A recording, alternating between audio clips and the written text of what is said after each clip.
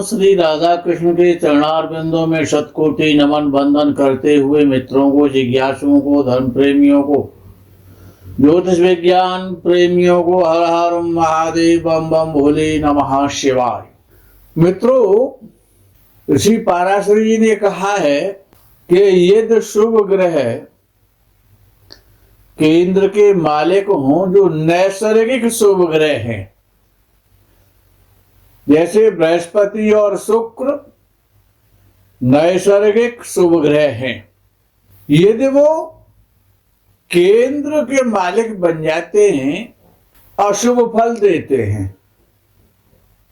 बृहस्पति सबसे ज्यादा नैसर्गिक शुभ ग्रह है, तो वो अत्यधिक अशुभ फल करेगा। उसके बाद नैसर्गिक शुभता में शुक्र का नंबर आता है, तो शुक्र भी अशुभ फल करने लगता है। अब विषय आता है दूसरा, ये कहा जाता है कि तृतीय भाव का स्वामी, षष्ठ भाव का स्वामी, अष्टम भाव का स्वामी और द्वादश भाव का स्वामी और एकादश भाव का स्वामी, त्रिषडाएश और त्रिक 6, 8, 12 और 3, 6, 8, 11 इन भावों के जो स्वामी हैं, और विशेष रूप से यह कहा गया कि दूसरा भाव का स्वामी और द्वादश भाव का स्वामी ये न्यूट्रल है। जिस ग्रह के साथ बैठते हैं, जिस भावेश के साथ बैठते हैं, द्वितीय और द्वादश भाव के स्वामी वैसा ही फल करते हैं। अगर वो अकेले बैठे हैं तो वो न्यूट्रल फल करते हैं, न्यूट्रल हो जाते हैं। अब विषय रह जाता है तीसरा भाव, छठवां भाव और 11वें भाव के स्वामी विपरीत भाव है, त्रिषडाएश है, अष्टम भाव है, इनके जो स्वामी हैं। हर जगह यही वर्णन आता है कि ये अशुभ फल करेंगे, अशुभ फल करेंगे, अशुभ फल करेंगे। जब केंद्र या त्रिकोण में बैठेंगे तब ऐसा सुनने को मिलता है। अब सबसे पहले शनि की शंका को दूर करते हैं यहां पर कि यदि त्रिषडाय अष्टम और एकादश भाव का स्वामी यदि शनि है तो वो भी शुभ फल कर देता है। ऐसा नहीं है कि वो अशुभ फल ही करेगा। इसमें ऋषि पाराशर जी ने कुछ शर्त लगा दी है। यदि इन शर्त के अंतर्गत शनिदेव आ जाएंगे तो वो शुभ फल करेंगे। और जिस प्रकार से कि मेष लगन में शनि दशम भाव का और 11वें भाव का स्वामी बनता है। अब वो 11वें भाव में बैठा है, दशम में ना बैठ करके अपनी मूल त्रिकोण राशि में मेष लगन में, और वो 11वें भाव में बैठ गया तो 11वां भाव तो अशुभ है, उसका स्वामी भी वो बन गया तो वो ज्यादा शुभ फल करेगा। लेकिन यदि शनि का संबंध, अब इस स्थिति में जब 11वें भाव में मेष लगन में मूल त्रिकोण राशि में शनि बैठा है तो वो एकादश स्थान का फल करेगा, ये तो निश्चित हो गया। लेकिन यदि शनि के साथ, शनि से और अगर कोणेश का संबंध हो जाता है, अब त्रिकोण तो 3 है, लगन भी त्रिकोण है, पंचम भी त्रिकोण है और नवम भी त्रिकोण है। यदि शनि के साथ युति से, भाई त्रिकोण का स्वामी अगर मेष लगन में 11वें भाव में शनि बैठा है मूल त्रिकोण राशि में तो वो अशुभ फल करेगा, ऐसा विद्वानों ने कहा। लेकिन ऋषि पाराशर जी ने इसका समाधान दिया है कि वो अशुभ करेगा या नहीं करेगा। ये सूत्रों पर और नियमों पर अगर वो लग जाता है तो वो शुभ फल करेगा, अशुभ नहीं करेगा।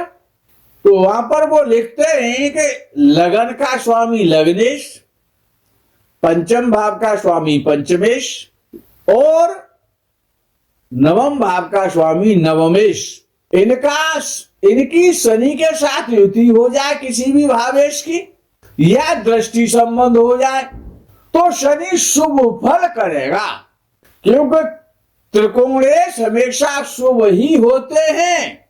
लगन से पंचम भाव का स्वामी अधिक बली है, अधिक शुभ है, और पंचम भाव से और नवम भाव का स्वामी नवमेश सर्वाधिक शुभ है, अत्युत्तम है। यदि लग्नेश के साथ, पंचमेश के साथ, भाग्येश के साथ एकादश भाव में मेष लगन वालों का बैठा हुआ शनि यदि संबंध बना लेता है, युति संबंध हो या दृष्टि संबंध हो, दोनों प्रकार का संबंध मान्य है, तो शनि शुभ फल करेगा। अब इसी प्रकार से मेष लगन का दूसरा पाठ लेते हैं कि मेष लगन से तीसरे भाव में मिथुन राशि आती है और षष्ठ भाव में कन्या राशि आती है। तो बुध सबसे अधिक गलत हो गया। अब तो बुध सबसे अधिक गलत फल करेगा, यह सिद्धांत है, क्योंकि वो तीसरे भाव का भी स्वामी है बुध, और षष्ठ भाव का भी स्वामी है मेष लगन वालों के लिए, और लगन का शत्रु भी है। बहुत बड़ी समस्या पैदा करेगा ना। और वो ऐसा स्वामी, तीसरे और छठवें भाव का स्वामी, लगन का भी शत्रु हो, बुध जैसा, अगर वो केंद्र या त्रिकोण में बैठता है तो अशुभ फल करेगा नियम के आधार पर।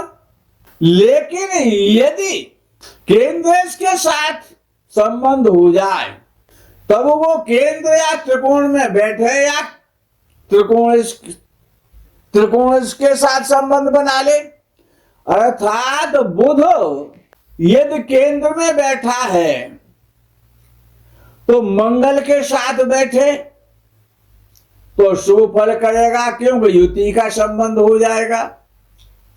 पंचमेश के साथ बैठे, अब पंचमेश मेष लगन में सूर्य होता है, और बुध केंद्र में बैठा है, सूर्य के साथ बैठा है, तो क्योंकि पंचमेश से संबंध हो गया है बुध का, तो बुध तो अशुभ है, लेकिन पंचम भाव का स्वामी जो त्रिकोण का स्वामी वो माना जाता है, वो समय हमेशा शुभ है। यदि उसके साथ वो केंद्र में बैठ जाए या त्रिकोण में बैठ जाए, कौन?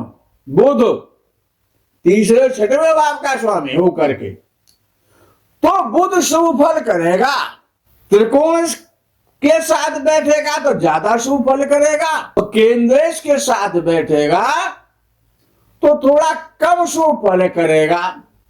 यदि शनि और बुध मेष लगन में दसम भाव में बैठ जाए तो शनि तो सुग्रही हो जाएगा, केंद्र का स्वामी बन जाएगा, और दसम केंद्र जो है सबसे बली केंद्र है, तो वो केंद्रेश के साथ बैठने से बुध और शुभ हो जाएगा, बली केंद्रेश के साथ होने से। है तो वो मक्कार, गर्द स्थान का स्वामी है, चोर है, ठग है, मक्कार है, गर्द स्थान का स्वामी है, इसीलिए ऐसा कहा जा रहा है। भाई विचार करो कि एक गुंडा, लफंगा, बदमाश, चोर, किडनैपर उठाई गिरा, वो किसी संत के आश्रम में पहुंच जाए, किसी श्रेष्ठ उच्च कोटि के महात्मा के साथ उसके आश्रम में रहने लगे, वहां पर गाय भी मौजूद होंगी, वेद लक्षणा भारतीय गौएं रहती हों, स्वामी जी वहां पर तपस्या करते हों, स्वयं पाकी हों, और स्वामी जी कहेंगे बेटा अगर यहां पर रहना है ना तो जंगल से लकड़ी बीन करके लाओ, गायों की सेवा करो, भोजन हम बना देंगे तुम्हारे लिए, और अपने लिए भगवान का, ठाकुर जी का भोग लगाएंगे, तब पाना, और शुद्धता के साथ रहो यहां पर। तो क्योंकि ये जो केंद्र त्रिकोण है, ये उच्च कोटि के महात्माओं के शुभ घर हैं, शुभ स्थान हैं, और इनके जो स्वामी हैं वो एक प्रकार के बड़े शुभ हैं, संत हैं यदि उनके साथ ऐसा गलत व्यक्ति भी यदि रहने लगता है तो उसको भी गौ माता को पानी पिलाना पड़ेगा, गौ माता को चारा भी खिलाना पड़ेगा, उनके साथ रह रहा है, उनके आश्रम में रह रहा है, और जंगल से लकड़ी बीन करके लानी पड़ेगी, स्वामी जी की भी सेवा करनी पड़ेगी। तो अच्छे के साथ रह करके वो अच्छा उसको बनना पड़ता है, उसको उसके साथ रहना है ना, उसके साथ बैठा है, अब वो कर क्या सकता है। तो फिर ऐसा मेष लग्न वालों का बुध भी शुभ फल देने लगता है। इधर केंद्र से त्रिकोण के स्वामी से संबंध वो बना लेता है। अब विषय बात करते हैं अष्टमेश की। अब अष्टमेश मंगल है मेष लग्न में, लेकिन एक सिद्धांत है इसी के आधार पर भाई अष्टमेश सबसे अधिक अशुभ माना जाता है ना, ऐसा ऋषियों ने कहा। लेकिन यदि वो लग्न का स्वामी भी बन गया तो वो अशुभ फल नहीं दे पाता है। ये भी तो सिद्धांत है कि अष्टमेश अगर लग्नेश हो जाता है, जैसे मेष लग्न में मंगल, तो मंगल फिर अशुभ फल नहीं दे पाता है, और वो ज्यादा शुभ तब हो जाएगा जब केंद्रेश के स्वामी से या दूसरे त्रिकोणेश के स्वामी से उसका संबंध और हो जाए तो और ज्यादा शुभ फल देने लगेगा। और चर्चा आती है वृषभ लग्न वालों की। अब वृषभ लग्न में शुक्र लग्नेश बनता है और षष्ठेश बनता है, लेकिन नियम के आधार पर, क्योंकि वो एक त्रिकोण का स्वामी भी है, भले ही उसकी मूल त्रिकोण राशि षष्ठ भाव में जा रही है, लेकिन फिर भी उसको अच्छा फल करना पड़ेगा, क्योंकि एक उसका त्रिकोण भाव है, इसीलिए। अब इसी प्रकार से, लेकिन वृषभ लग्न में, अब जैसे बृहस्पति को ले लेते हैं, और जैसे वृषभ लग्न में बृहस्पति को लेते हैं, क्योंकि बृहस्पति अष्टमेश बनता है वृषभ लग्न में और एकादशेश बनता है, दोनों प्रकार से गलत हो रहा है। लेकिन यदि उसका संबंध पंचमेश से हो जाए, पंचमेश को साथ बैठ जाए, या भाग्येश उसके साथ बैठ जाए, या दृष्टि उस पर हो जाए बृहस्पति पर, तो बृहस्पति अब शुभ फल देगा। अशुभ फल नहीं देगा, अष्टम होने का फल नहीं दे पाएगा, उसकी मजबूरी है।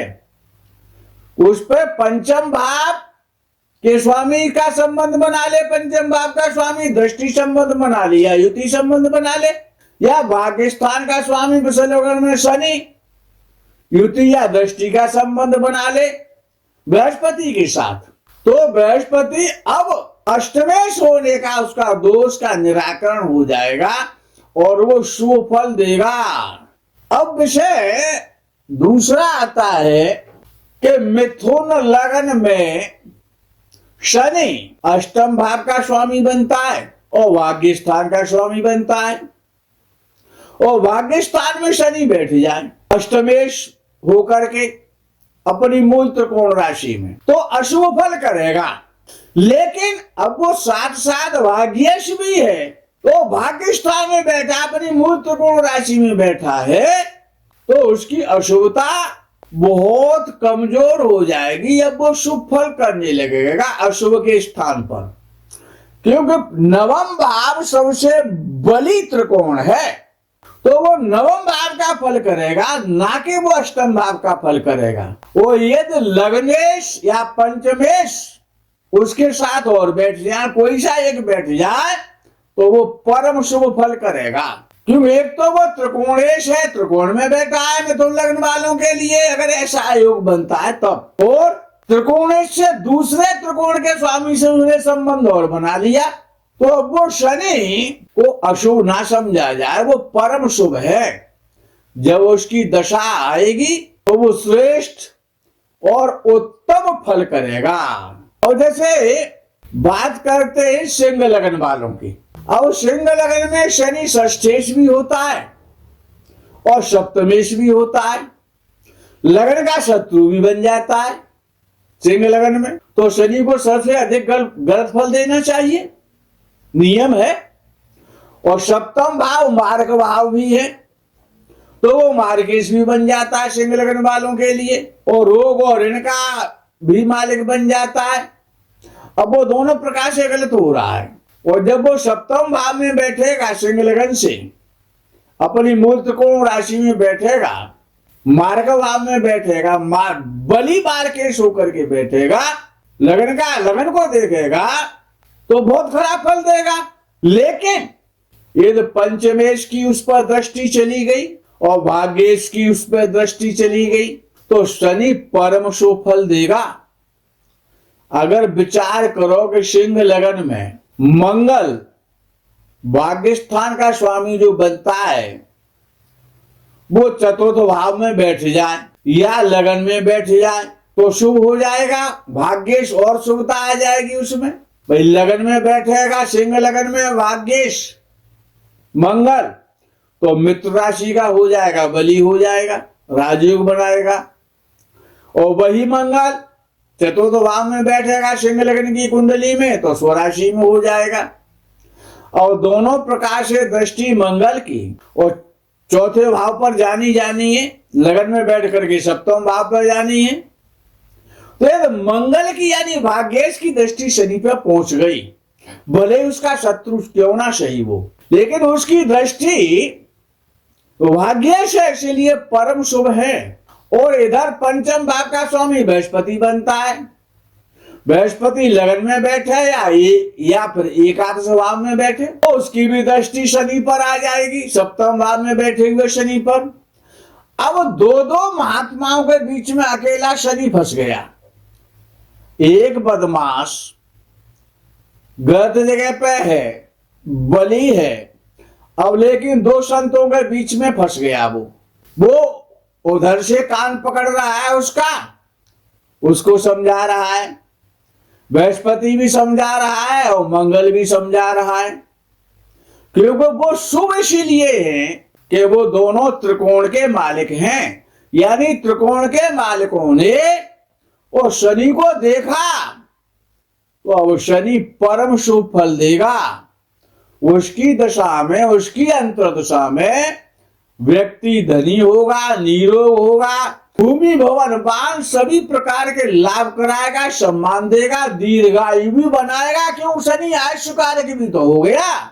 ये जो संबंध है जैसे संसार संबंधों के आधार पर चलता है, इसी प्रकार से ग्रहों के जो संबंध है, जो संबंधों के आधार पर ऋषियों ने जो सूत्र लिखे हैं, उन सूत्रों पर उसको चेक करना बहुत बहुत आवश्यक है। तभी विद्वत जन फलादेश करें तो वो अत्यंत सटीक होगा।